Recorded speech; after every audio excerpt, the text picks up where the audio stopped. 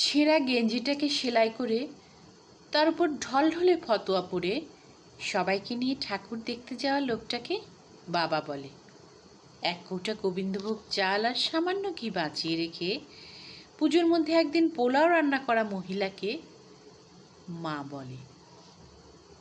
বন্ধুর জন্মদিনে পাওয়া চকলেটটাকে সালোয়ার কামিজের ওড়নায় লুকিয়ে ভাইয়ের জন্য বেঁধে আনা মেয়েটাকে দিদি বলে। কাঠি আইসক্রিমটা অর্ধেক গলিয়ে ফেলে হাতে নিয়ে দিদির জন্য মাঠ পেরিয়ে ছুটতে থাকা ছেলেটাকে ভাই বলে। ফুলে ওটা নতুন তাঁতের শাড়ি পরে দুটো ছোট ছোট ছেলে মেয়ের হাত ধরে বেরোনো বাতে পঙ্গু বৃদ্ধাকে ঠাকুমা বলে। ডিজাইনার পাঞ্জাবি পরে অঞ্জলি দিতে দিতে পাশের বাড়ির নতুন শাড়ি পরা মেয়েটিকে কলেজ পড়ুয়া ছেলেটির আর চোখে দেখাটাকে ভালো লাগা বলে। টরন্টো দুবাই থেকে ফিরে সবাই মিলে একজোট হয়ে অষ্টমীর রাতে স্কচের আসরে পাড়ার ইলেকট্রিশিয়ান বন্ধু হাবুকে নিমন্ত্রণ করাটাকে ছোটবেলার বন্ধুত্ব বলে।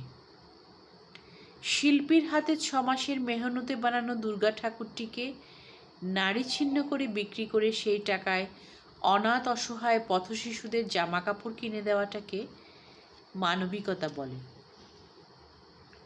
সপ্তমীর সকালে বউ ছেলে নিয়ে টানা গাড়িতে করে গ্রামের বাড়িতে হাজির হয়ে কাকা জ্যাঠাদের পা ছুঁয়ে প্রণাম করে তাদের আশীর্বাদ নেওয়া মানুষগুলোকে পরিবার বলে।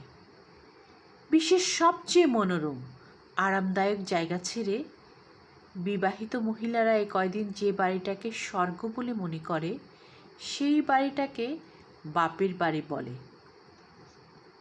আর এই চিত্রকর্মগুলোকে একসাথে সাজিয়ে নিলে যেটা তৈরি হয় বাঙালিরা এক কথায় তাকে দুর্গাপূজা বলে।